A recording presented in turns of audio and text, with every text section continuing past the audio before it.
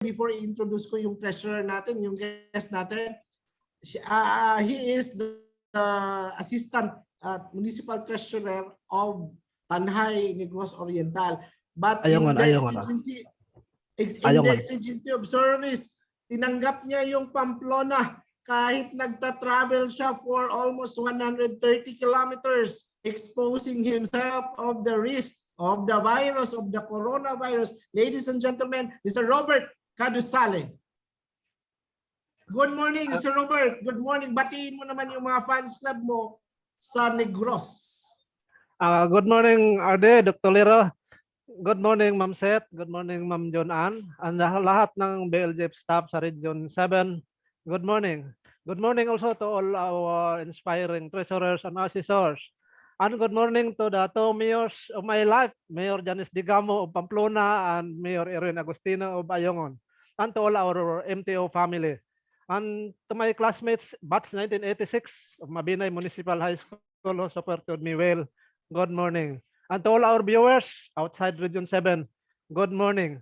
At bago ang lahat, baka makalimutan ko, good morning. Yung lahat ng nag-heart sa akin, magandang umaga po. Yan, good morning sa dalawang mayors na pinagsiservisyohan ni Treasurer Robert. Yung mayor ng Bayongon. Ayongon. Ha? Ayongon, sir. Ayongon, Negros Oriental, yung mother unit, mother LGU ni Treasurer Robert at saka yung siservisyohan niya ngayon as acting municipal treasurer, yung LGU ng Pamplona. Good morning po mga mayors. Salamat po for sending your treasurer dito sa BLGF Kapihan. Thank you for sending him to share his story para ma-inspire naman yung mga ibang treasurer at saka assessors dito sa Central Visayas. Di lang dito sa Central Visayas, nationwide na po yung mga viewership natin. Meron na tayo from Region 1, Region 2 at saka Region 3. But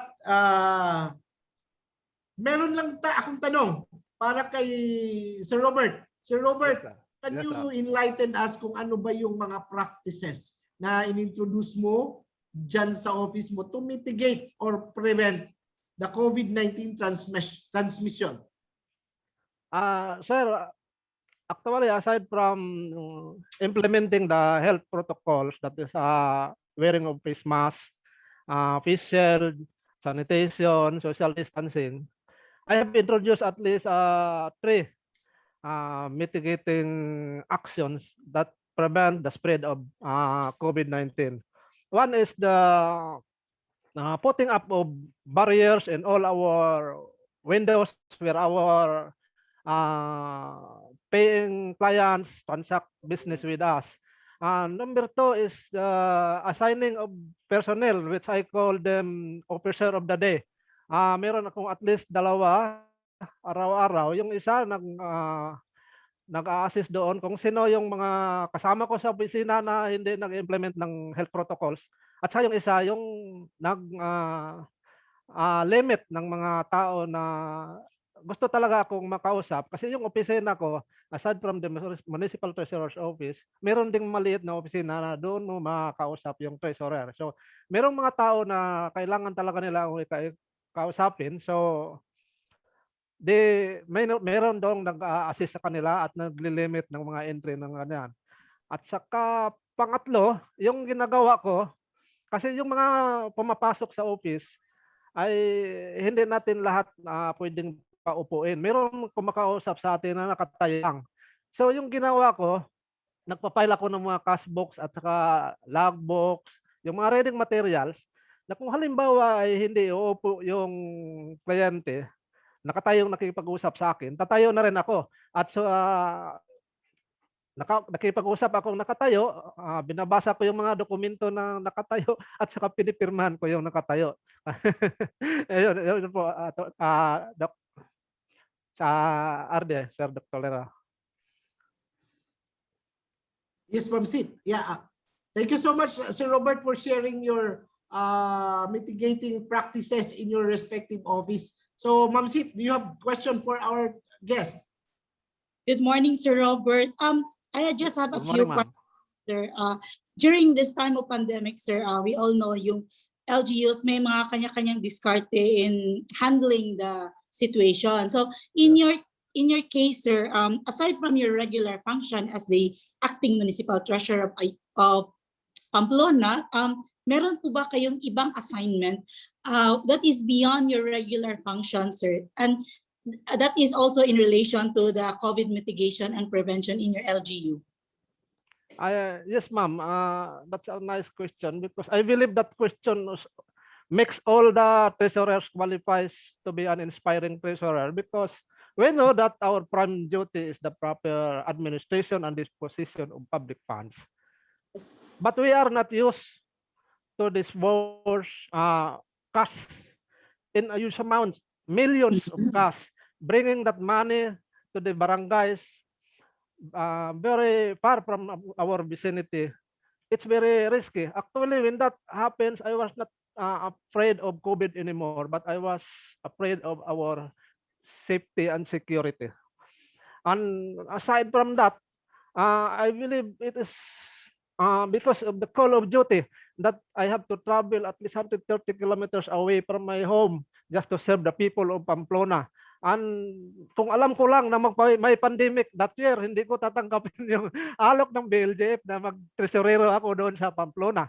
Marami tayong mga worries doon aside from our family, especially yung anak ko nasa UP Diliman nag-aaral, malayo sa Negros yan, hindi natin kayang abutin ng isang oras unless mag-aeroplano tayo.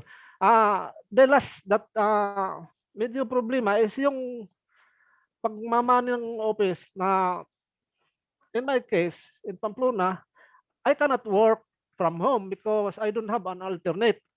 I don't have a assistant treasurer. I have only one collector whom I am also designated as liquidating officer, and a casual employee I have designated as disbursing officer. And the rest ay mga GO na yan. So medyo mahirap, and that because of the call of duty, instead of quitting, ayan, nag-create ako ng team para doon sa mga barangays. And thanks God that we were able to do our works, and we have even collected more than the previous record. Okay. Thank you so much, sir. No, pinapakita mo talaga yung dedication mo sa public service that you have to travel all the way from your hometown para lang makapag-serve doon sa Pamplona kung saan po kayo ngayon naka-designate po, sir. So, in this regard, sir, sabi niyo po it's a big challenge yung pag-distribute niyo ng SAP, especially na may pandemic na, tapos it involves also a very big amount of money which is not regular sa inyong transaction dyan, sir. So in this regard, sir, ano po yung siguro mga minimum health protocols na ginagawa nyo or ini-implement nyo, especially dun sa pag-distribute nyo sa SAP, nung pinapakita nyo po yung video? Actually, ma'am, yung ina-implement talaga namin yung social distancing at saka yung wearing of face mask. And of course, yung nagdi-distribute kami, naka-wear kami ng gloves at saka yung iba doon naka-face shield. Ayun na ang ginagawa namin doon. Tapos yung sanitation, importante talaga yan. Meron kaming isa-isa sa amin, meron kaming rubbing alcohol para doon sa sanitize. So pag-distribute nyo ng SAP, sir, is that by barangay? Yes, ma'am. It is by barangay, pero meron isang barangay na nagdesisyon si Mayor na i-transport na lang yung mga beneficiaries because of the threat. Nang papunta na sana kami doon, tumawag yung barangay captain na dapat mag-augment ng force ang police kasi may mga unfamiliar faces doon sa vicinity. So, after verifying the reports and it was found out that it's true, so nagdesisyon na si Mayor na padalhan na lang ng bus, yung municipal bus namin at saka yung mga transport vehicle namin. Doon namin ginawa yung payout sa municipal gym. At finally, yung araw na yun, nakapag-payout kami. Only na we have disappointment after a few hours kasi one of the senior citizen who died because of heart attack hours after after hours after receiving the money. And another one of the recipient returned to us crying that he lost 2 pieces of his 6 pieces, 1,000 each. Yung 6,000 nagiging 4,000 na. Ay bumalik sa amin, baka pwede may matira pa doon sa pira. Sabi ko, wala itong exist kasi budgeted ito 6,000 per beneficiaries. Another So, ba, medyo yes, mabigat sa amin ng araw na yun. Kasi yung after the reconciling the cash balance, one of our payout crew got short of the amount of 6,000. Oh. Yan. So, ano nangyari, sir? So, ang ginawa namin, kasi Yes, naglag. Okay. Sir Robert? So Miss Hit, Yes, yun ang na-disconnect natin si Sir ni Sir Robert. Robert. So napakahirap pala ng trabaho ng mga treasurer Yes. natin, especially Oo. during the pandemic wherein hindi pala usual sa kanila na mag-disburse ng ganun kalaki ng halaga. Yes. So sabi nga ni Sir Robert kanina, it's not the fear of contaminating COVID anymore yung iniindan niya. Kung hindi, yung safety What at did you saka yung protection ng pera. Tama? Yes. Parang beyond the call na yung ginawa nila, sir. But unfortunately, meron pa rin nangyaring incident na hindi maganda. So, very sad to know. And then parang ang laking burden pala talaga ng ginagawa or malaki palang responsibility talaga yung ginagawa ng mga treasurers natin sa field, sir. Kaya That's napaka-inspiring. right. Yes. So, ginagawa nila. yung mga viewers natin visit na hindi treasurer pero may puso sa mga treasurer, siguro malalaman nila kung ano yung nature ng trabaho ng treasurer, ng assessor, ano yung degree ng risk na iniinda nila every time they will perform their duties and functions as treasurer of the respective LGUs. And we salute to that. Kaya we have this forum, we have this platform. Now we need to recognize, recognize the efforts of our local treasurers kasi kung sino ba yung magre-recognize sa kanila kung hindi tayo na taga BLGF at saka yung taga Liga or yung ALTA, Association of Local Treasurers and Assessors in Region 7. So that is why we have this platform. Many are asking why you have that recognition wherein meron naman tayong recognition for performance evaluation nila. Yes, but it's different thing. This time tinitingnan natin how flexible our treasurers, our assessors are in terms they are not only dwelling on the regular functions of collecting but on doing their job during this time of pandemic, di ba? So kailangan natin i-recognize sila. Yes, that's right, Miss Sit. So, to our dear friends, yung treasurer na kausap natin yung na-brown out po sa Negros Oriental, although meron po silang, anong tawag doon, Ma'am Sit? Generator. Hydraulic power plant. Pero hindi used para hindi mag-brown out. So, meantime that we are waiting for the comeback of Sir Robert Cadusale, pasadahan muna natin mga pa-shoutout sa pinakamagandang Treasury Division Chief, Ma'am Junan Belia. Ma'am Junan, shoutout naman dyan sa mga friends natin. Hello, good morning. Maayong buntag sa tanang nitanaw og naminaw sa amo ang kapihan sa BLGF. Sigaw palabas kay Christopher G.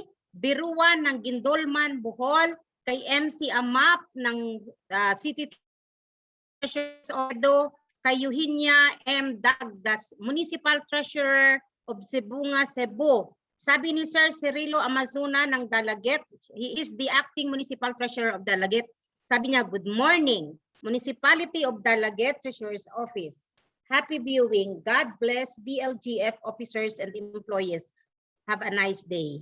Good morning din po at shout out kay Leticia Cabilion, the Municipal Treasurer of Dumanhog, Cebu, kay Carl Angelo Mendoza, kay Lucille Vios Orlina, the Municipal Assessor of San Juan, Siquijor, top fan na siya.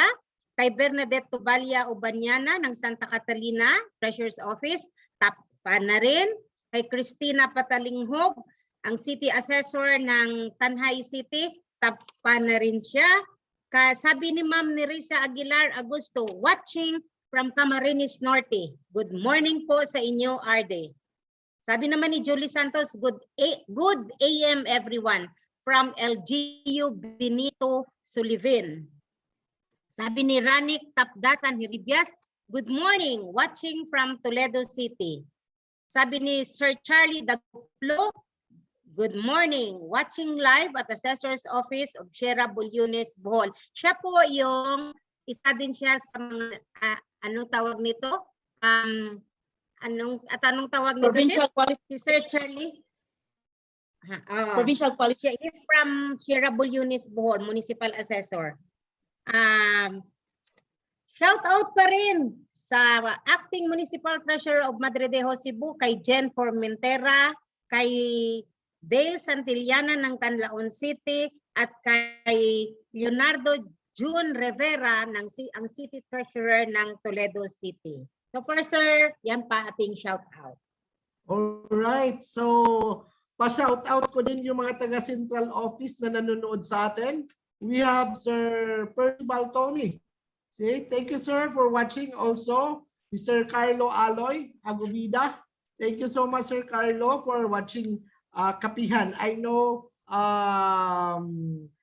nakikita nyo yung efforts ng BLGF7 to reach out our treasurers and assessors despite that we are driven by or we are traversing or walking with the valley of fear for COVID-19. Pero sabi, may nakita akong comment ni Treasurer Lagura, okay, the EDC Lagura of the San Fernando, Cebu. Sabi niya, that's right, sabi ni, tama daw ito no si Sir Robert, na we are not, hindi na daw sila takot sa virus, na COVID virus, pero takot sila na mawala sa kanila yung very huge amount of money or the safety of the money that they are about to disburse. Okay, so thank you so much, treasurers, for your unwavering services rendered to our fellow men. So meantime that we are waiting for our for the comeback of our treasurer, siguro we'll proceed to another candidate who is now ready. Okay? Who is now ready. And wala sigurong brown out doon kasi city yung inirepresent niya. Okay? So ladies and gentlemen, please welcome the next finalist from the Negros Oriental Province. Judith Panoy, please roll PTR.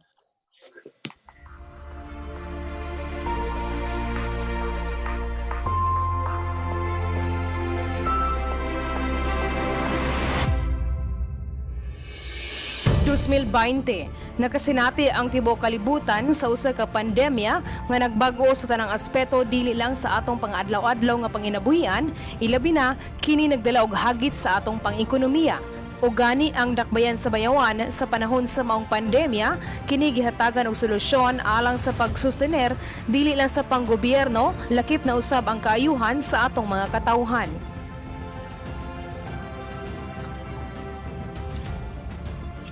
We don't want that the services of the government will be hampered sa panahon sa pandemic. Everybody needs our services also. No, may pandemic man og sa wala. So nahon o sa ang serbisyo sa katawhan o sa atong kaugalingon. This is Mrs. Gemma Sumalpong, City Treasurer of Bayawan City. For myself, I would like to introduce that I've been in the government service for almost 33 years. In various positions, I've been promoted until I rose from the rank. So, as of this time, I'm still here in Bayawan City as the regular city treasurer. With my age, I still work and I have still the passion to work, especially in the generation of revenue for our city of Bayawan. When the ACQ had started, plenty of business establishments had been closed. But however, kita din sa Bayawan, we managed to mitigate all those pandemic. Kanang panahon nga mangita at og revenues for the city. However, we managed to mitigate and gikuyawan manggod unta gani ko ato kay abi na akong dili nato ma-reach. However, we find ways to collect taxes. Even the mayor had asked me how should I find strategies. So ang amo lang gihimo nga monitoring na jud sa collection. Sa atong opisina, ang minimum protocols have been implemented. And during that lockdown, na-lockdown man gud ang atong syudad sa Bayawan. Ang gihimo nato aron dili jud mahamper ang operation, nag-skeletal me, then ako mismo I am supposed not to go to the office, but however, due to the nature of my job, I have to be here in the office. Okay, mag-monitor man jud ta og supervise sa atong mga empleyado. As our office continue to serve, no, we initiated the automation of wages of the job order workers. We initiated that kind of services for the job order workers nga bisan pa sa panahon sa pandemic nagpadayon ra pud sila gyapon og kubra sa ilahang mga wages kay nagtrabaho baya pud, especially plenty of them are frontliners. Naaman jud tay funds ato coming from the national government giving assistance to all beneficiaries, no, especially for those less fortunate or mga indigents.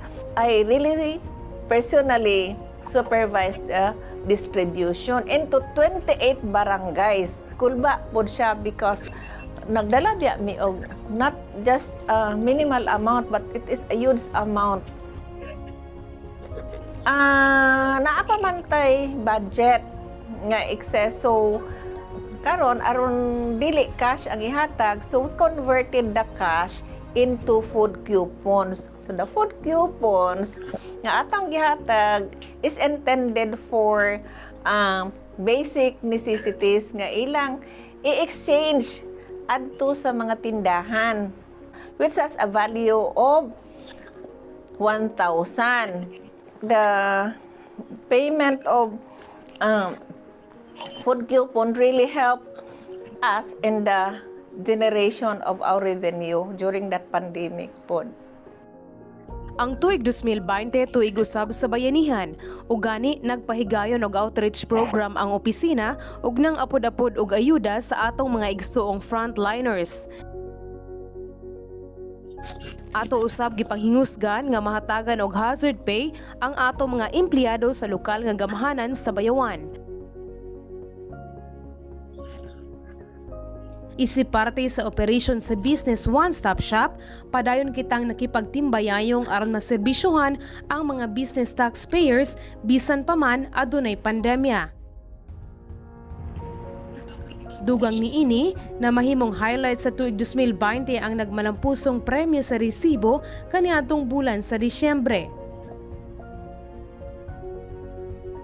Alang sa pag-adapt sa new normal ug sa tumo nga padayon natong ma-update ang mga taxpayers sa ilang mga responsibilidad, formal nga gilunsad ang City Treasury of Bayawan official Facebook page. Service above self. Kini na mahimong inspirasyon sa City Treasurer's Office sa padayon nga pagpanerbisyo sa atong mga igsuong bayawanon bisan pa man aniya kining hagit sa maong pandemya. So kung nagtrabaho ta sa gobyerno, dili unahon nato atong kagalingon but unahon nato ang katauhan. No, may pandemic man og sa wala, we continue to serve our government.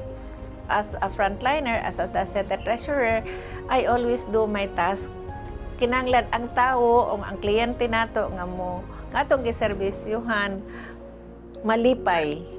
Kana lang ang makahatag kanato og maingon nato nga insakto atong pagserbisyo kung ang paggawa sa atong mga kliyente nalipay siya.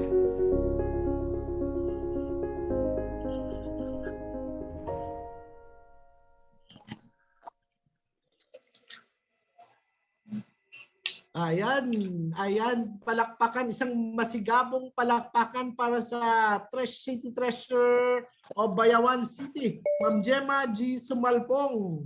Good morning, Ma'am Gemma. Good morning. Pakibati naman sa mga fans club mo dyan. I know you set up a big screen sa City Hall of Bayawan para makapanood yung mga fans club mo. So, please say hello to them po, Ma'am Gemma.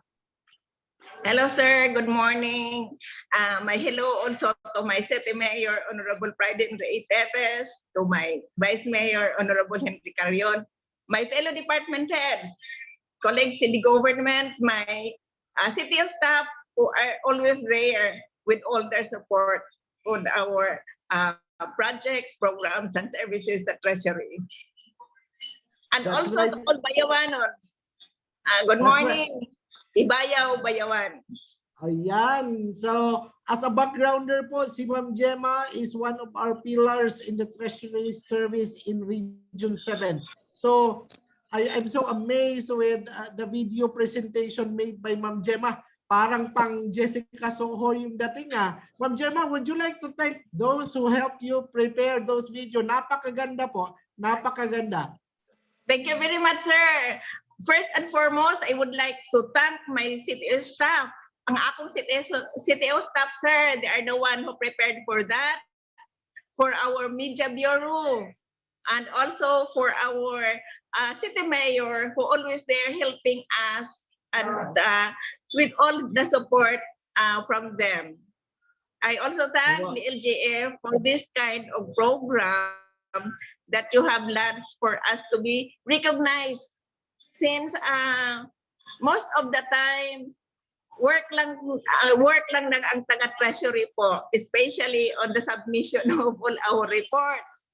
Napaka talaga. But yun nga, we are always inspired. That's right. That's right. Thank you. Tama po yung sinabi ni Treasurer Gemma. So, kaya we are doing our best also in the LGF to recognize our treasurers and assessors. Baka sasabihin na pag report, kami yung palaging minamadali. Tapos yung trabaho namin na mga magaganda, hindi nare-recognize. So this is our way of saying, treasurers, assessors, you have been pillars to our treasury assessment services. So Ma'am Gemma, napakaganda yung mantra mo, that service above self. So Ma'am Gemma, nakita namin with your video presentation how you work. Okay? So kahit you are exposing yourself to virus, yet you were able to transform or collect what has been asked from the city of Bayawan. So in doing your function, Ma'am Gemma, what other practices you have introduced in your office to mitigate or prevent the COVID-19 transmission po? Actually, we have thought of things, especially at the time of pandemic last year. We already started the automation of the wages of job order workers. Those are to encourage them that they will not be going to the office to claim their wages. Ina-automate na namin po para madali na po yung pag kuha nila ng mga wages also, because most of those job order workers are field workers po, and they are coming from different barangays. So if they will going to wait here in our office, it will take time. So what we did, ina-automate na po namin. Almost 1,000 ng ating job order workers are already claiming their wages sa ating bangko. So madali na lang po, hindi na nag-aantay. So that's good, Ma'am Gemma, to hear, no? So I know na sa Negros Oriental, particularly in Bayawan, napaka-konti lang yung cases natin with COVID-19. So Ma'am Gem, may tanong din yata yung kasamahan natin dito, si Ma'am Catherine Bernardo, in the person of Ms. Caballero. Thank you. Gimingaw na ko sa akong Daniel RD. Attorney, I hope you're well. So please join us again sa Kapia next week. Good morning, Ma'am Gemma. Hi, ma'am. Good Bayaw- morning. Mauday na yung tagline sa Bayawan, Ma'am. Ibayaw-bayawan. Yes, ma'am. Can you explain ang ng ibayaw-bayawan?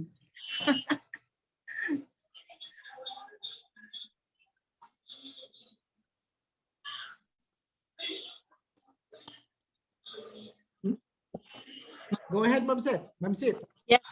Sige, proceed na lang, Ma'am. I have seen your video, Ma'am, kuan mo, Ma'am, nag-distribute mo og SAP among others, Ma'am, no? Yes, ma'am. Okay, at least klaro, Ma'am.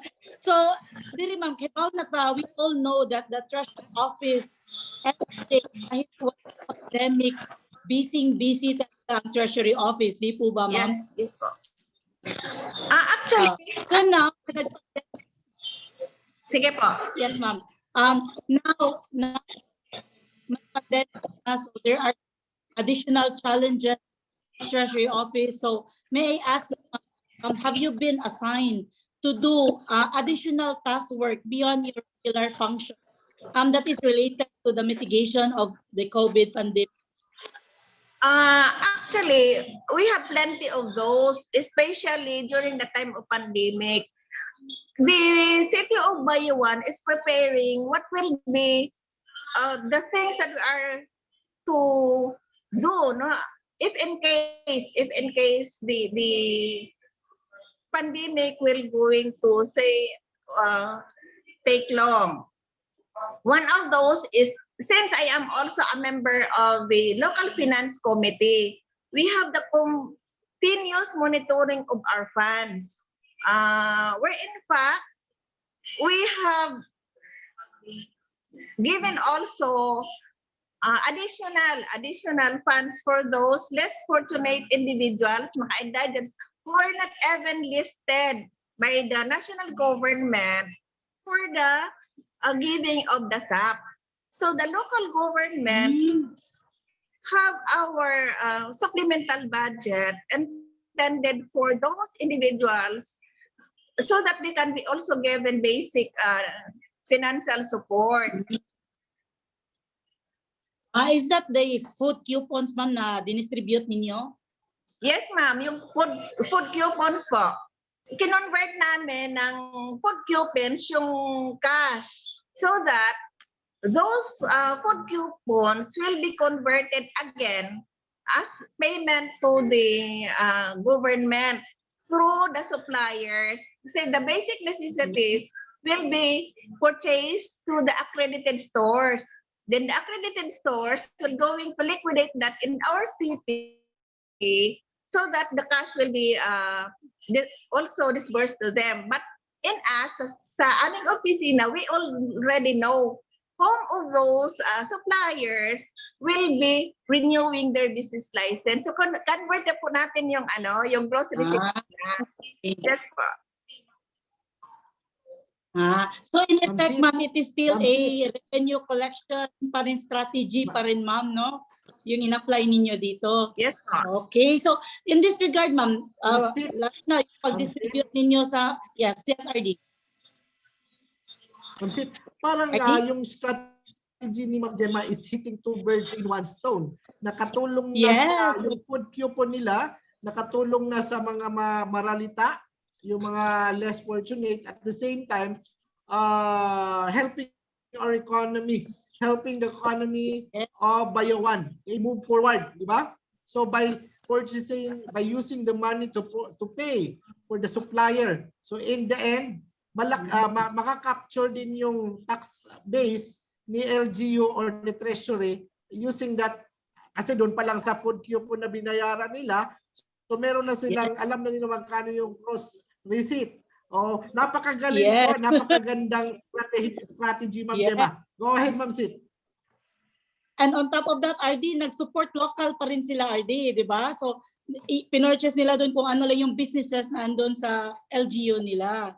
So thank you for that initiative, ma'am. So in this regard, ma'am, lalo na sa pag-distribute ninyo ng food coupons, ano po yung mga minimum, kahit minimum lang po protocols na in-implement ninyo, ma'am, para po ma-mitigate pag-spread ng COVID virus?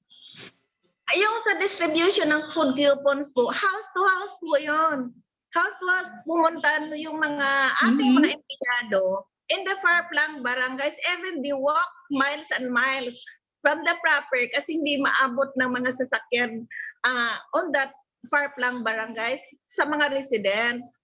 It's really very tiring po. They even cross rivers, maabutan ng ulan sa daan, ganun po. So that those food coupons will be given to individuals. We have listed the individuals, especially those coming from very far barangays. Naabot po yun kasi yung sinabi mo na parang nagdoble tayo ng effort. One of those is for the data we get from those residents. So, marami po yung nadala na mga information coming from those project po. Pero when they go to the barangays, ma'am, are they wearing face mask, PPE, Yes, or pagbalik Yes, mo sa office, ma'am, ano naman yung mga protocols na in-implement nyo? Yung sa office po natin, ano natin po yung observant tayo sa pag-wear ng face mask kasi ang aming is no face mask, no entry, no sweldo. So we have to follow that. Yeah, oo. We have to with that. Pero pag nabay nag-violate, ma'am? Mayroon po, kasi mayroon tayong ordinansa. We have to pay 200 pesos for non-wearing of face mask. May ordinance po kasi dyan eh. So, ma'am, marami din po bang nag-violate, ma'am? Eh, dagdag income na naman yan sa Treasury Office, sa LGU. Yes po, mayroon po tayong issuehan ng mga violations sa mga penalties kasi yung ginawa natin, yung nag-violate, doon po natin nilink naman po sa ating mga barangay treasurers. Sila yung ating pinapakolekta, sila yung nag-remit dito sa city. So RD, no, parang sabi nga ni ma'am kanina sa video, RD, they find ways daw, parang BDO pala talaga ang treasurer's office ng Bayawan, RD. That's right. So ma'am, finally ma'am, pag nirate nyo po yung office ninyo sa pag sa mga ginawa nating mga protocols, yung being 1 as the pinaka-lax, while 5 yung strict ng pag-implement niyo ng minimum health protocols, ano kayang score ang ibigay mo sa office ninyo, ma'am? Okay, sa office, let's say, siguro, hindi naman kasi lahat, kahit sinabihan mo pa, hindi lahat yun magpa-follow. So, I rated at 4.7. Okay, 4.7 talaga. Last na lang, ma'am, last na lang. Kasi na-mention nyo kanina that you have launched an official FB page ng LGU ninyo, ma'am. So ano yung mga services na pwede nating i-transact using the FB page, ma'am? And is this one way, meron po bang yung Treasurer's Office, ma'am, na alternative na means or paraan sa pag-transact with your clients para naman po ma-spread yung virus natin na COVID? Yeah, for our FB page, doon natin makukuha yung ating mga informations for the taxpayers. They can pay, one of those are our advertisements on the notices when to pay our taxes in Bayawan. Kahit saan sila, they can ask our account and they can deposit their payment for their taxes, fees, and charges sa ating bangko. So, bank-to-bank transaction po tayo.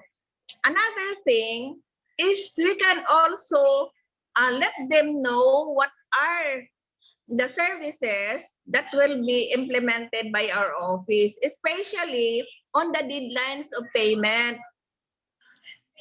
they can look into our FB page also. Aside from the FB page of our city, we have our own FB page sa Treasury.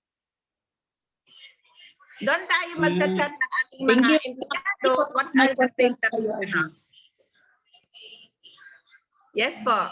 That's right. That's right. I really commend the efforts of our good city treasurer Subayawan. I just see that the treasury services in Bayawan really persisted fear or panic among the valley of fear in the COVID-19. So I see in them yung faith, yung drive nila that despite with this pandemic, kailangan magtrabaho tayo. Ma'am Gemma, meron bang na contaminate or na infected with COVID virus sa staff mo?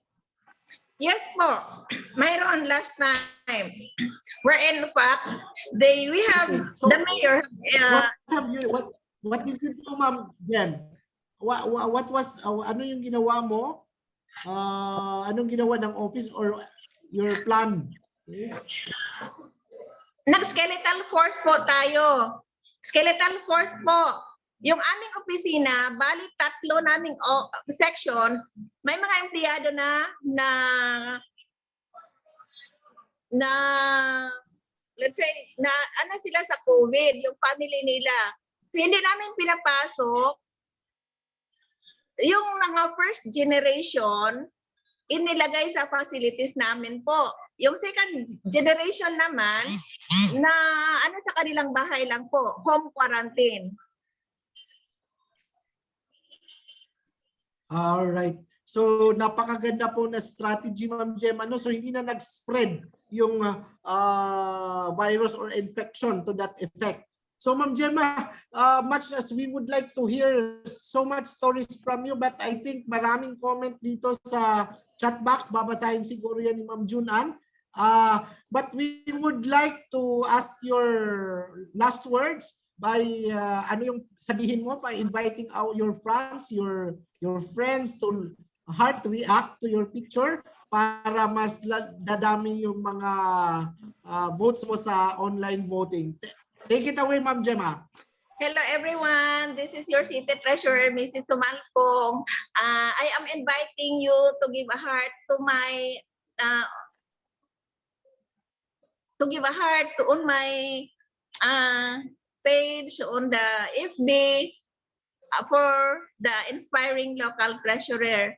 We also would like to thank everyone for following the FB page of our bureau. Thank you very much.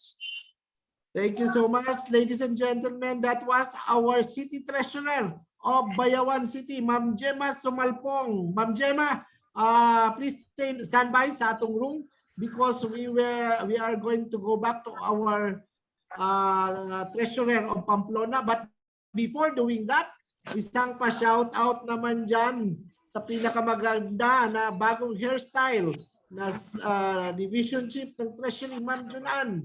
Take it away, Ma'am Junan. Bago ko ang shout out, I would like to greet Buds, Lerio de los, ano ba ni si pangalan ni Buds, SRE champion of Cebu nga Cebu. Belated happy birthday, Buds. It was, I think, her birthday last Saturday. Oo. Happy birthday, Shout Miss. po para kay Brenda Liamedo. My hairstyle, and siya ang nag-makeup at saka nagpaganda sa akin. Maganda ba talaga, sir? At saka kay Bingbing Fontanosa at saka kay Emma Go. Sila, they're watching now. And shout out po kay Ma'am Mercy Santos. Nanonood si Ma'am Mercy, yung our former regional director, and Belen Ormega, yung kasama natin, ating former financial analyst 3. Thank you for watching, ma'am. So, sigaw palabas kay Lucia Nagdindayan Linlin ng Maso Kandihay Island Coliflor Parado, the municipal treasurer of Cebu, kay Pinjo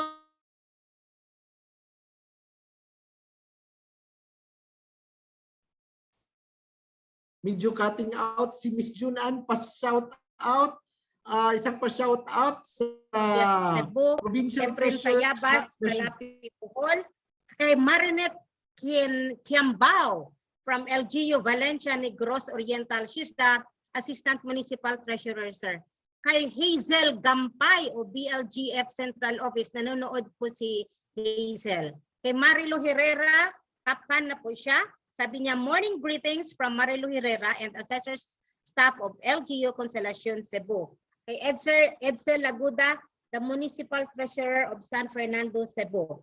Meron pong mga comment dito, kagaya ni Mayflor Atos. Sabi niya, hello sir, RD Joy Bitonio Doctolero. Well appreciated po concern sa local treasurers. Performance goals coupled with high expected results from PO Albay. Sabi naman po ni Ma'am Jesusa Diposa, the sir watching from Gihulngan City, Negros Oriental. Sabi naman ni Engineer Ramil Archaga, the Municipal Assessor of Talibon, Bohol and the President of Bohol Assessors League. Good morning, RD and all BLGF staff. Thanks for sending Julies to Bohol last April 6. Sabi naman ni Ruwen Pinili, good morning to everyone. We're watching now at Provincial Assessor's Office of Negros Oriental, headed by Engineer Liliani L. Bailiola. Sabi ni Lerio de los Reyes Bantasan, si Buds, yung SRE champion ng Sibunga, happy Monday to all, watching from LGU Sibunga. And sabi naman ni Berhilia R. Oponi, good morning BLGF, watching from Assessor's Office of Sibunga. So the Treasurer's Office and Assessor's Office of the Sibunga, they are watching. So thank you. Miss Back to Junan. you, sir. Yes, thank you so much, Miss Junan. Merong comment dito si Regional Director ng Region 5. Okay, si RD Anastasia Romero Llaneta. Good morning, RD Joy and to Sis Junan, your BFF in Region 5. Good morning, sister. Sister Yes. RD. Yes, so I know you are now being hit by Bagyong Bining. So RD Ani, stay safe po, and we're praying for your safety.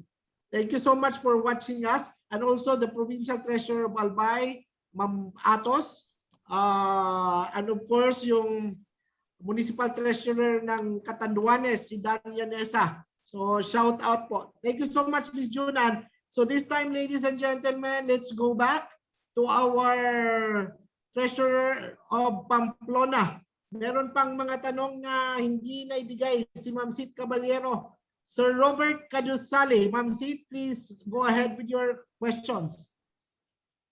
Hello, Sir Robert. Welcome back, sir. Okay na yung connection, sir? Yes, bumalik na. Okay, sir. A while ago, sir, nag-discuss ang inyong extraordinary service being performed as a treasurer sa different LGU pa yun, which is approximately 60 kilometers away from your hometown. So in this regard, sir, when you were distributing SAP, you mentioned that not only were you risking your health, your safety also, di ba, sir? Because merong mga threat doon sa pag-distribute ninyo ng SAP. On top of this, sir, sabi niyo, di ba, pinasakay nyo na lang sa bus yung mga recipients niyo, tapos nag-distribute na lang kayo sa mas safer na venue, sir. So, in this regard, ano po yung mga health protocols na in-implement ninyo, sir, during the distribution of this SAP? Of course, minamaintain pa rin namin yung social distancing. Kasama yung mga PNP personnel natin, very active sila. Tapos yung mga army. At saka yung iba kong staff na nandoon sa office, kinuha ko na rin sila para para tumulong doon sa maintaining the social distancing. Kasi gutom na yung iba, medyo gusto na sa mag-unahan, pero bigay naman yung mga upuan, may mga upuan na dinala doon yung barangay poblasyon.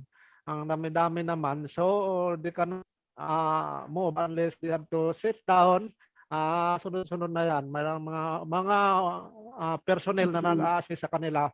Hindi sila basta-basta makalapit sa amin unless nandoon na yon. Kasama yung mga taga-DSWD natin, Municipal Social Work. So sir, pag i-evaluate nyo yung health protocols na in-implement ninyo not only sa office, sa LGU, but also doon sa field while you were doing your sub-distribution, what do you think you can give, ano po kayang score yung may bigay nyo sa LGU ninyo from 1 to 5, 1 being very lax, while 5 yung pinaka-strict na pag-implement nyo ng minimum health protocol, sir? Ano kayang score ang ibibigay ninyo sa sarili nyo? Para sa akin, mataas na yung 4, baka 3 pwede na kasi doon mismo sa office ko, yung mga officer of the day ko, pag hindi nila kayang ano yung mga taga-opisina ko na hindi nagpa-practice, pumasok sila doon sa opisina ko. Sinasabi, sir, meron talagang napapalo. So, yun, malabas ako, dala-dala ko na yung official receipt. Tapos binigyan ko na sila ng 3 choices. Una, yung follow the health protocols. Pangalawa, magbabayad ka ng 500. Or third, yung community service. Doon sa police station, pinapadala ko sila. Pero lahat ay nag-cooperate. Doon na talaga sila. Okay. Ano sila. Yung Sige, social sir. distancing, yung wearing of face mask. Okay, sir. Pero Na-mention yung galing sa galing travel, may yung bago magta-travel, nag-request sila sa akin ng sasama sila ni doon sa Manila. Pagbalik mo, pagbalik mo, may dala ka ng health certificate. Put that in a transparent envelope so that I can see it without touching the documents. Ayun. Yan ang inaano ko sa kanila. Pagbalik nila, many times.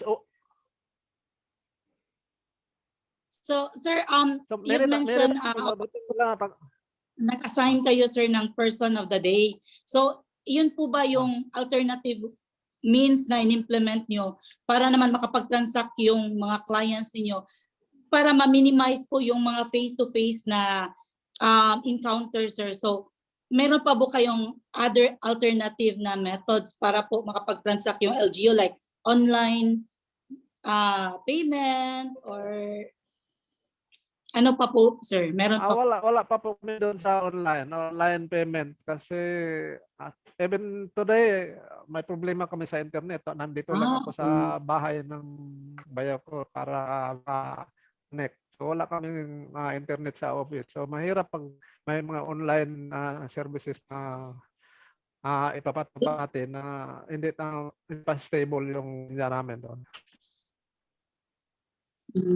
We understand, sir. So, for the rest of the questions, si RD, baka meron pa po kayo, sir? Madagdag na question. Sir Robert, curious lang ako, may na-infect ba na staff mo sa Pamplona with the COVID virus? As in, wala naman, RD. Salamat na naman na wala talaga. Okay. Salamat sa Diyos. Wala. Pero in case, God forbids, meron ma-contaminate or ma-infect. So do you have plan in the event that one of your staff will be confirmed COVID positive or considered a close contact to a COVID-19 positive patient? Of course, I have to follow the health protocols. Yung isolation, pag mayroon na talaga, dapat i-isolate na siya. Hindi na natin hintayin na lumalabas yung result. Kung nakita natin, na-trace na kasama siya, may direct contact siya, dapat i-isolate na siya. Hindi na siya magre-report. Kasi baka pagdating ng panahon, marami na ano sa office. So, yun ang ano ko, sir, pag meron talaga, i-isolate talaga namin. All right. So thank you so much, Sir Robert. So before we let you go, so pwede mong kausapin yung mga netizen natin, yung mga viewers natin, yung friends sa Facebook to heart react your picture to our FB page para lalakas yung boto mo doon sa online voting natin. Go ahead, Sir Robert. Salamat. Salamat natin. Sa lahat ng nanonood, sila sa akin, lahat ng kasama ko, yung nasa Facebook, please, vote heart. Pero, kinakabahan ako kasi mga almost 3 weeks na, hindi ako na tinignan yung ano ko, natatakot ako, baka may mag-react na nakasimangot o may angry or ano pang reaksyon dyan. Na naman yung ano sa akin ay mag-heart react. Tama sa inyo lahat. All right. So ladies and gentlemen, the very humble Municipal Treasurer of Pamplona, yung Mr. Robert Cadosale. Thank you so much, Sir Robert. Please join.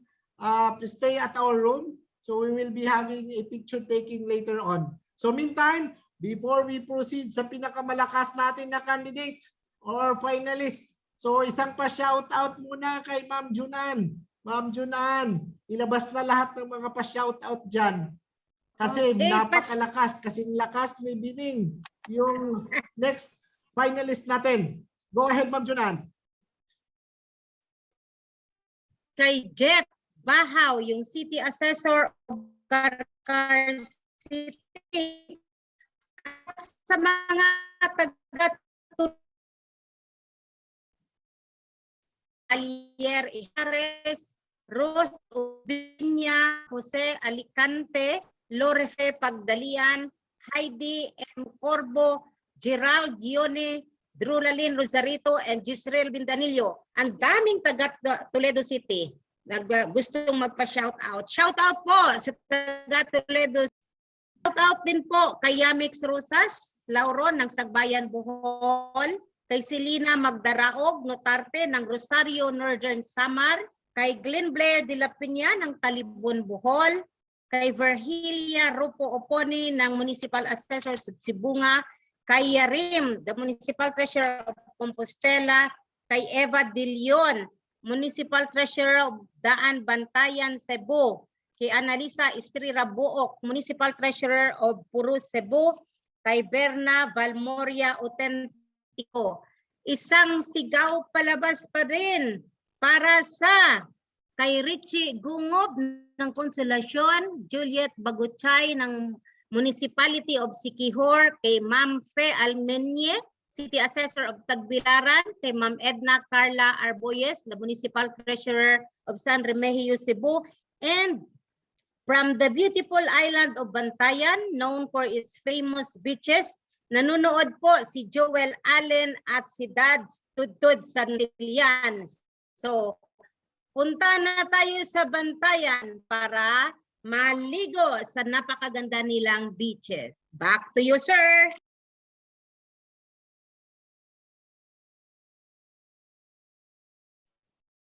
Thank you so much, Ma'am Junan. Thank you so much. So we're back. So para sa ating last finalist for today's episode. Okay. So are we ready, production team, Mr. Julius Panoy? So production team, please roll BPR for the introduction of our next finalist.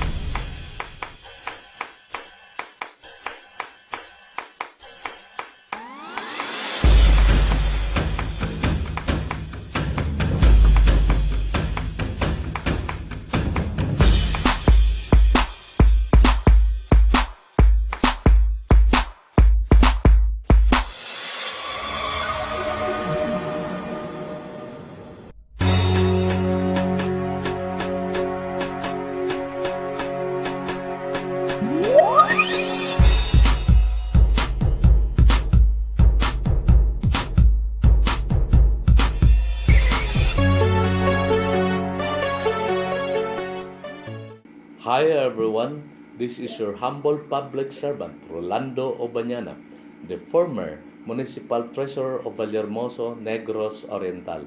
I was being appointed by former Executive Director Lorenda Carlos at the age of 27 in the year 2000 until the present, serving as the full-fledged Municipal Treasurer of Valencia, this province.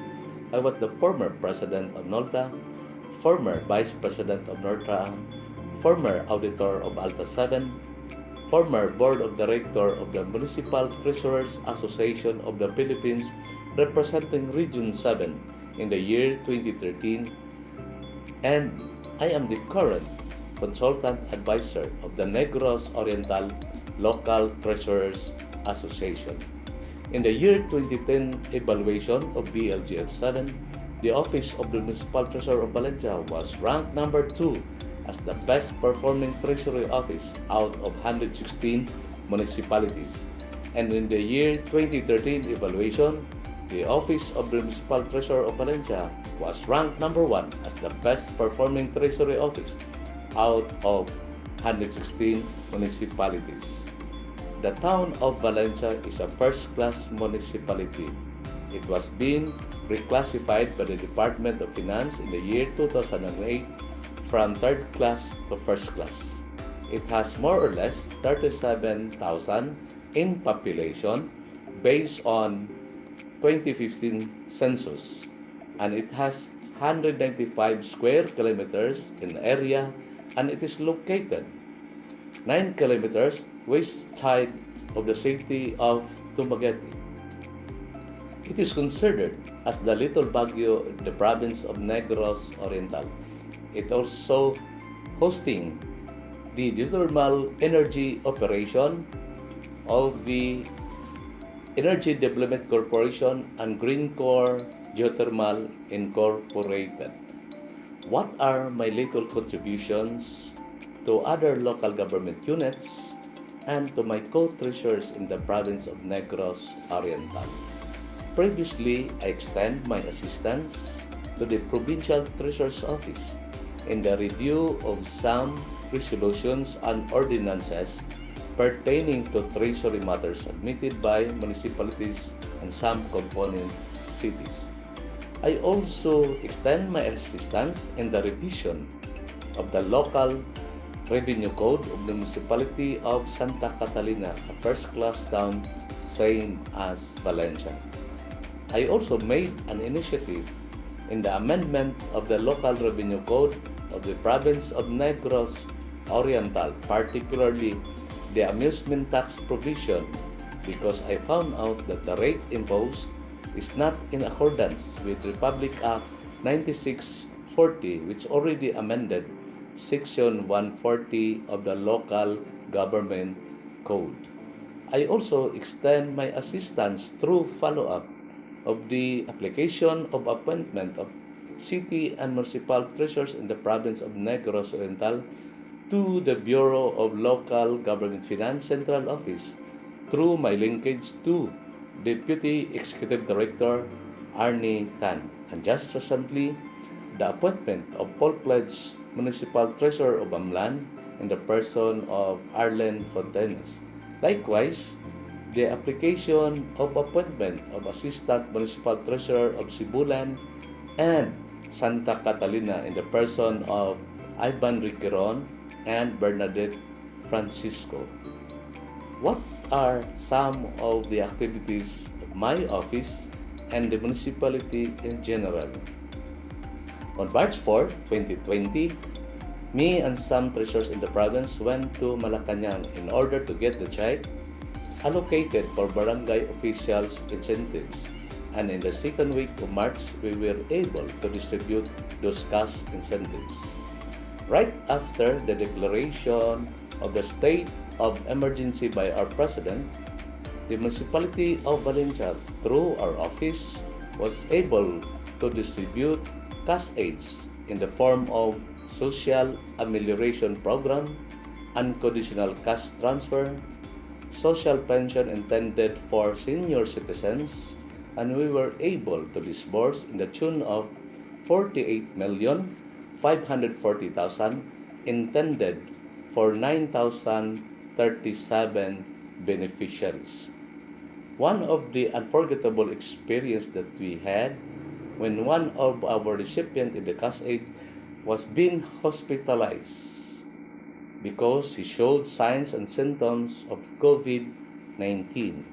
Me and my staff were terrified, scared, frightened, feeling mixed emotion, considering health and safety of ourselves. It was a risky and challenging task considering that we were bringing substantial amount of money in every barangay that we visited, and the fear of COVID-19 infection.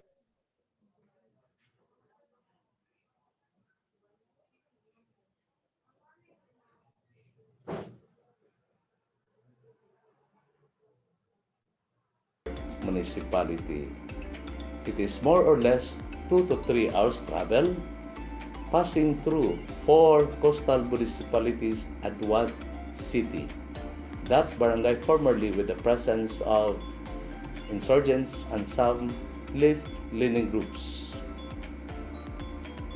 Fortunately, we were able to successfully distribute the cash aid, and we were able to went home safe and sound without any untoward incidents, with God's grace and protection. Our office also participated in the repacking of relief goods and the distribution to various households in our municipality. Our local chief executive executed various executive orders in consonance to IETF directives and guidelines. Minimum health protocols is our main concern. That's why our Sangguniang Bayan enacted Ordinance Number 2, Series of 2020, penalizing minimum health protocols violators in the form of monetary penalty and community service. Upon receipt of the DOF Department Circular signed by Secretary Dominguez regarding the mandatory extension of deadlines in the payment of taxes, fees, and charges, I automatically endorse it to the Sangguniang Bayan, and it has been granted and approved as per Sangguniang Bayan Resolution number 153. I also participated in some radio programs in the information dissemination of some treasury matters and in the payment of taxes, fees, and charges during the pandemic, and some municipal treasurer's office concern and issues.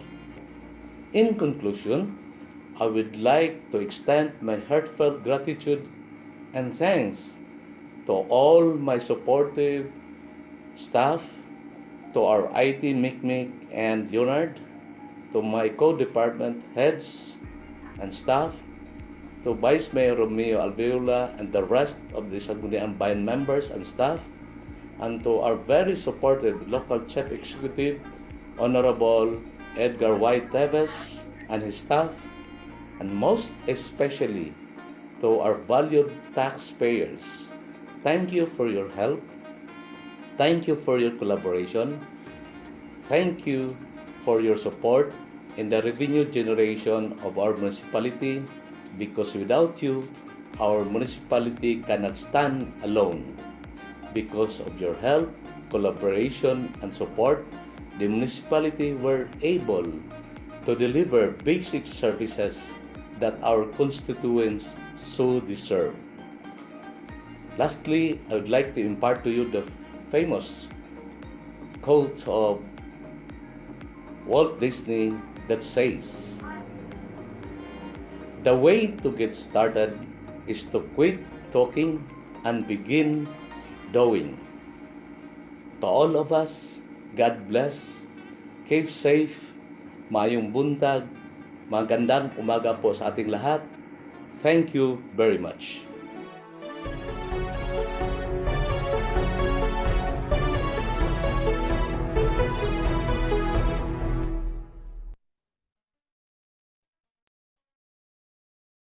Ayan, nakita niyo na po ang pogi, ang pinaka-pogi namin na treasurer dito sa Region 7.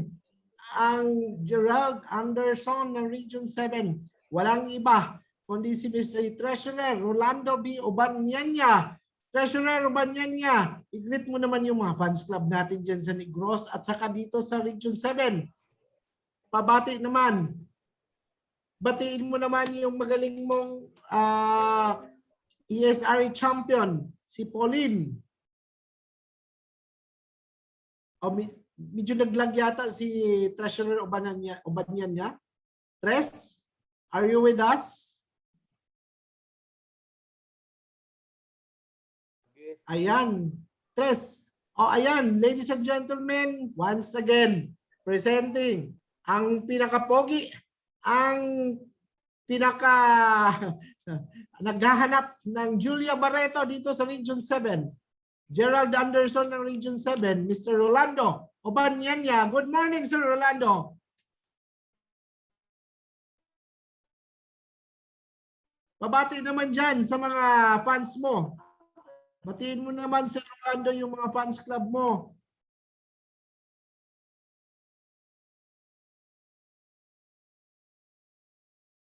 RD, murag hinay ang internet ni Sir Gerald. Gerald Anderson. Tuwang-tuwa Sa si next- Sir kasi wala si Daniel Padilla sa buhay niya. Pero nandito naman si Gerald Anderson. So we're looking forward, Miss Catherine, to your with Daniel Padilla coming in next week. Okay? Ano bang sabi niya sa iyo, Catherine? Miss na daw niya tayo, RD, kaso meron pala siyang medyo inaasikaso na family matters. Yes, so nami-miss na po namin yung host ng online kapihan sa BLGF7, ikonsulta kay Attorney Tanika. So I guess kayo din nami-miss nyo na din yung mga patawa ni Attorney, yung mga pa-clapping of hands ni Attorney, at saka yung mga patugtog. Sound effects. Mga sound effects ni Attorney Tanika. Okay? So hindi lang po si Attorney pang pamilya, kundi pang masa. Ayan. Kaya mas lalong nagaginaganahan si Catherine Bernardo manood or mag-co-host pag andyan si Daniel Padilla. So meantime, forget the IRD. Pa-shout out sa atong very supportive, talented, technical expert RD na import natin from Thailand, si Mr. Romeo Romosa Jr. Good morning, June. Thank you for everything. yes, John. Thank you so much, John. So we look forward to seeing you in person. Okay? So hopefully by after pandemic. So this time, andito na, hindi na naglalag si Mr. Gerald Anderson. Ladies and gentlemen, please welcome. Please welcome ang Gerald Anderson sa buhay ni Julia Barreto. Ang Gerald Anderson ng BLG ng Region 7. The lover boy, Mr. Rolando Obanyanya. Yes, Sir Rolando. Greet mo naman yung mga fans club mo po. Lag. Murag-lag pa rin, RD. Si Sir? Okay. Alam ko. Sinabutahe si Sir Joy. Banyan ang kanilang. Ayan na, sir. Ayan na, sir. Ayan na. Sir Rolando, kindly greet your fans club po. Ay yung mga viewers natin. Yes, sir. Good morning to Sir RD, my idol, and to the rest of the BLGF staff, and to our viewers from Luzon. Magandang umaga po sa ating lahat, at from Visayas and Mindanao, may buntag kanatuntanan. And to all my colleagues in the Treasury and Assessment Service, and to my Nortra family here in Negros Oriental, good morning. Yan. Tres Rolando, napakaganda ng ano mo ha, parang pang millennial ang dating ng video mo. Sino ba yung mga tumulong sa iyo gawin yung video? Can you pwede mo siya lang pasalamatan para maramdaman din nila yung participation nila dito sa selection mo as finalist to the search for the most inspiring treasurer. Yes, sir. I would like to impart my heartfelt thanks to my staff, Vina, Mick, and Leonard for helping me for this. All right. So thank you so much po yung tumulong kay Sir Rolando. Parang pinapamukha nyo na lang ano kami eh. Parang mga second class kami doon sa video ni Sir Treasurer. Anyway, Sir Treasurer Lando, ano ba yung mga practices mo na in-introduce in your office to mitigate or prevent COVID-19 transmission?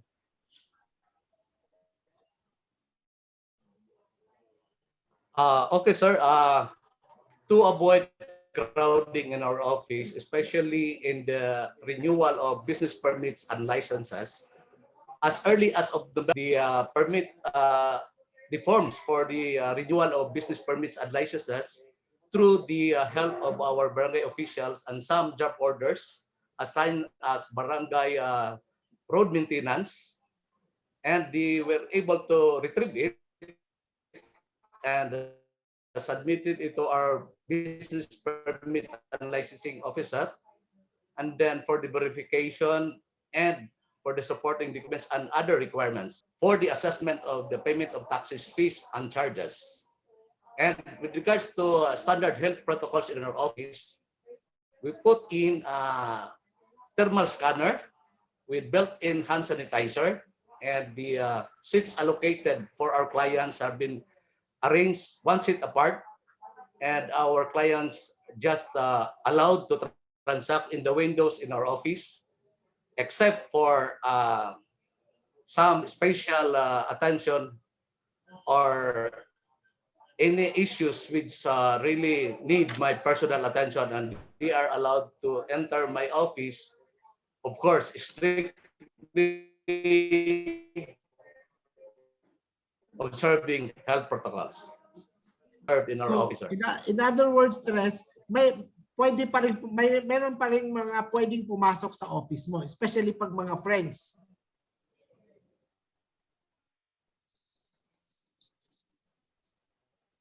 O nag-cutting out na naman si Yes, sir. Treasurer. If ever there are concerned that my staff cannot colleagues. All right. So thank you so much, Tres Lando. So Miss Sid Caballero will have her questions. Yes, sir, I only have a few questions for you, sir.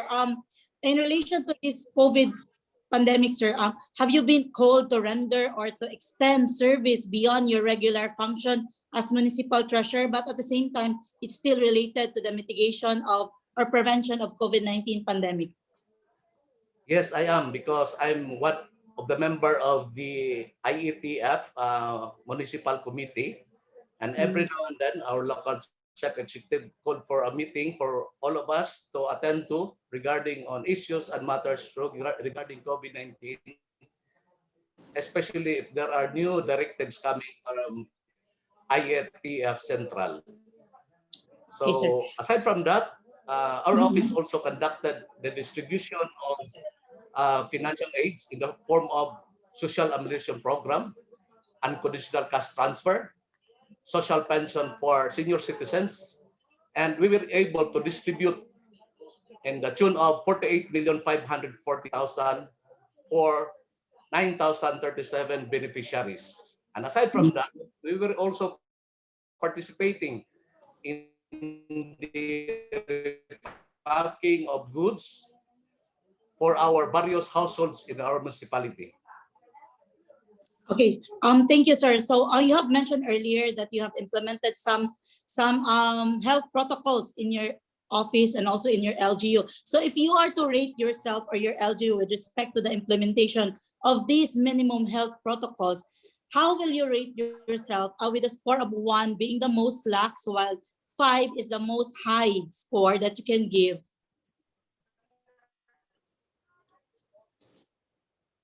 For that question, I will rate our office 4. For me, there's no such thing as perfect implementation of whatever guidelines and directives from our municipality. So there's no perfect implementation actually. So I'll just rate 4. Yeah. But So ano kaya yung minimum kulang, health sir? protocols is always being adhered. Mm.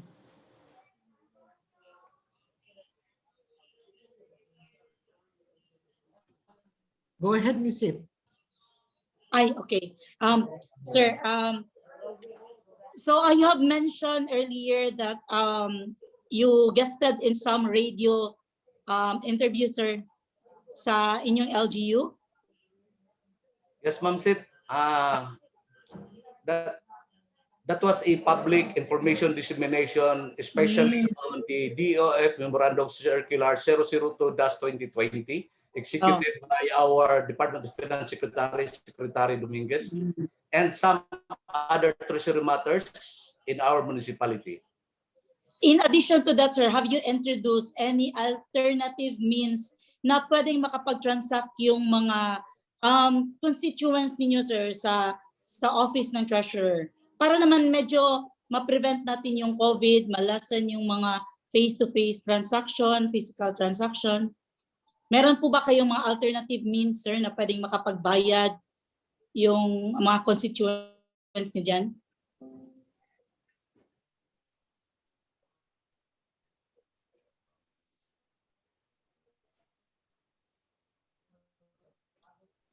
Medyo cutting out si Treasurer Lando. So, Or meantime, medyo lang, sir, no? oo. Delay. Nag-delay. Dito, he's back. So, sa Treasurer Lando. Chris Lando. Sir Lando. Tayo ba Yes, sir. To nagla-live? answer that question, sir, actually that. Yes, sir. Can you hear Yes. me loud and clear? Yes, Oh, yeah. Meron bang na-infect na COVID virus yung staff mo or na-contaminate ba? May na-contaminate Sir, ba? yes, sir. Before I answer your question, sir, I will first answer the question of Ma'am Sid, regarding on what Alternative. Yeah. I introduced. No, with the advent of information technology, other taxpayers, in order for them to be informed of whatever treasury matters here in our municipality. And regards to your question, sir, mayroon bang nag-infected na kasapi ko or kasamahan ko dito sa opisina? For God's sake, actually wala. Salamat po. That's I'm praying always, every day. Kasi I considered my treasury family as my second family. Wala po. Wala po, sir. Salamat sa Kahit Diyos. isa. Pero, Treasurer, kung halimbawa magkaroon man, so ano yung mga plano mo? Ano yung gagawin mo? Just in case, God forbids. If God forbids, sir, if this scenario will occur, of course, staff officer, because she's the one in charge and responsible for this kind of scenario.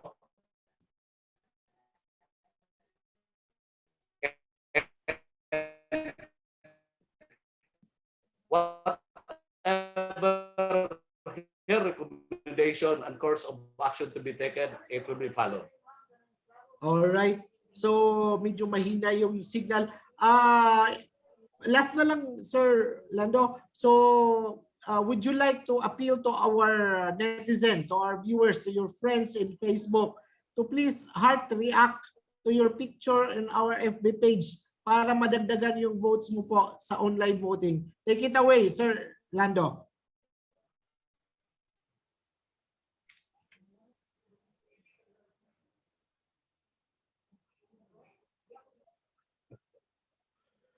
Actually, sir, I'm ashamed to solicit heart votes from our viewers. In fact, in my family and even my treasury staff, I didn't even solicit their votes.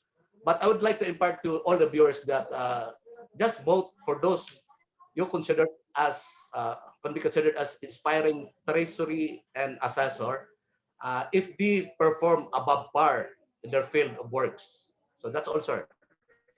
So thank you so much, Sir Lando, for that very heartwarming information sharing coming from you. So hopefully, yung mga treasurers and assessors natin who are listening today, medyo na-inspire sa story galing sa Valencia, Negros Oriental, from Pamplona, Negros Oriental, of course, one of the city in Negros Oriental, Bayawan City, Ma'am Gemma Sumalpong. So before we proceed, Ma'am Sit, meron pa tayong pa-shoutout ka, Ma'am Junan.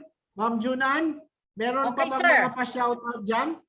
Meron pa sir, meron pa pong pahabol ng mga comments. Sabi ni NN Citro, watching from Office of the City Treasurer, Cotabato City. Maayong buntag sa tanan. So nakaabot tayo sir sa Cotabato City. Wow, Ayong- thank you so much for watching. Sabi ni Rhea Romas, good morning RD. Assessor's Office Clarin is watching. Sabi naman ni Zian Leia Jer, go Sir Rolando Ubanyana. We are so proud of our MT. From Pauline Ocat, Marnit Kiambao, and Rowena Badan. Shout out sa Assessing Officer of Madrid de Cebu, kay Engineer Julius Chin.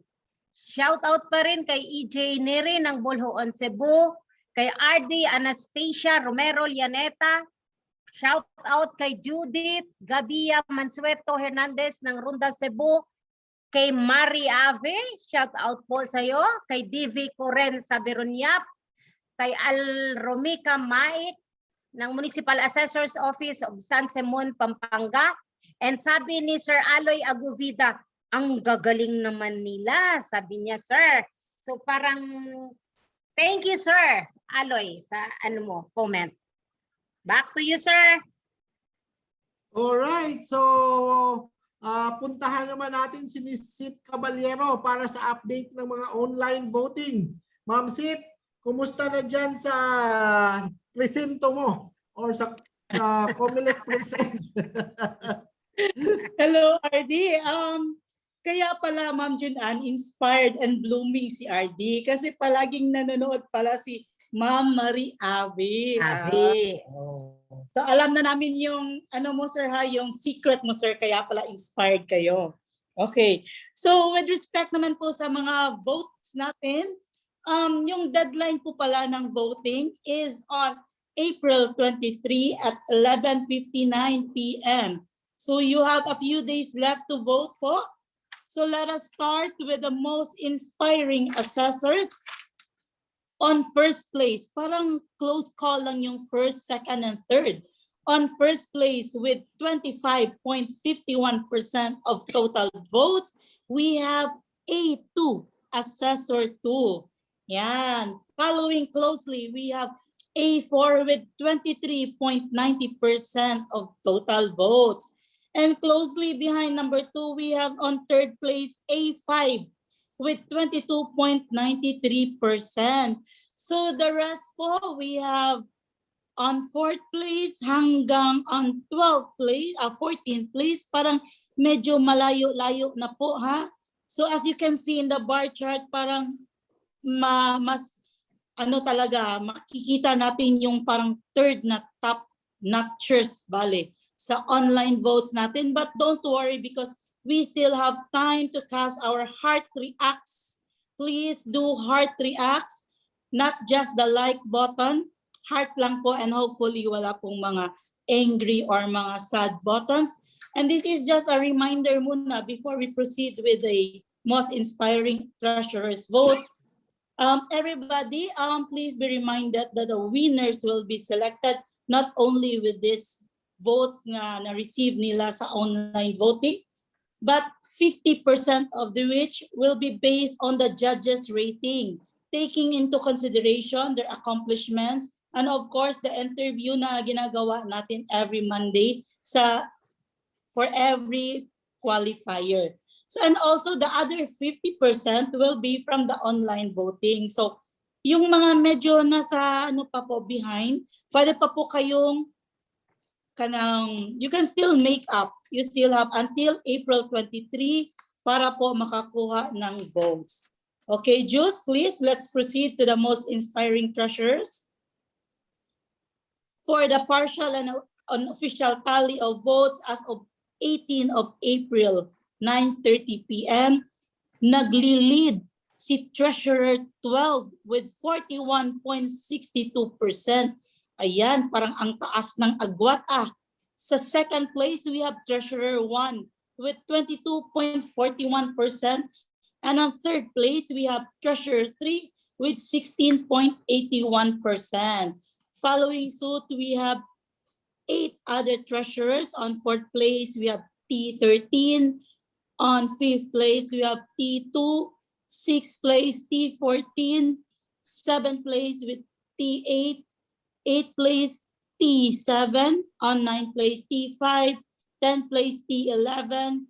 11th place, T4. And 12th place is T10. But as I've said earlier, wag po kayong mag-alala because we have until April 23 to cast your heart reacts para po suportahan natin ang ating mga paboritong most inspiring treasurer or assessor. And before anything else po, meron pa po akong idagdag. RD, pwede po mag-remind lang po tayo dun sa ating ESRE report, please. ESRE champions, municipal treasurers, ang assessor is 100% na, budget officer, marami pa tayong kulang. So please, let's work hard on this and let us beat the deadline. Hindi po tayo mag-antayin yung deadline. Kung pwede pong mag-submit and upload ng report, let's do it now. Yes, that's right. Thank you so much, Missy. So, gusto ko lang i-congratulate yung assessors natin, province, city, and municipal assessors. We have got the 100% submission on their QRRPA. Congratulations. So sana susunod na si treasurer at saka si budget officers. So before we close, baka may pahabol pa si Ma'am Junan kasi meron pang mga humahabol like Miss Hazel Gampay, yung taga central office na nanonood pa rin sa atin ngayon. Ma'am Junan. Okay, sir. May pahabol pa, sabi ni Jeric Aguilar. Morning to all treasurers from LGU Pastrana, Leyte. Congrats, RD Doctolero. Sabi naman ni Cristina Vallega Patalinghog, yung City Assessor ng Tanhay. Good morning, everyone. Nancy Ferrolino, the City Treasurer of Tanhay City, is watching with me. So, nanonood magkasama si Tres at saka si Assessor sa Kapihan. And sabi ni Jean Barameda Oko, inspiring naman Sir Joy ang topic. Watching from Pasakaw, Camarines Sur. Sabi ni Jeric Aguilar, sana all may award. Sabi naman ni Jean Barameda Oko, I love it. Most inspiring municipal treasurers. And yes, sir. Thank you so much. Thank you so much sa ating mga viewers, Miss Junan, Miss Caballero. So to close our episode, allow me to tell our viewers, our treasurers and assessors that there is a clear and present danger with COVID-19. Okay? So, but even if there is a clear and present danger, we need to stay afloat, being a responsible treasurer and assessor. What we need to do is to strengthen ourselves. We have to strengthen our immunity. And most of all, we have to strengthen our faith and our spirituality. So sabi pa nga ni Father Orbos, let's pray. Let's pray pa more because faith can move mountains. So lahat ng prayer natin is for the breakthrough. Sana dumating na si vaccine. So with that, this has been your host for on behalf of Attorney Tanica, your Regional Director, Jessie Doctolero, with Miss Mericit Caballero, the Special Investigator, and the Treasurer Division Chief, Miss Junan Abelia. This has been our episode 22. Thank you so much and good morning. Picture mo na, RD. And we are requesting our finalist for picture taking. Picture na Ma'am Junan. Ma'am Jun. Ma'am Junan. Okay. Yes, I'm here na. 1, 2, 3, smile. Okay. Thank you.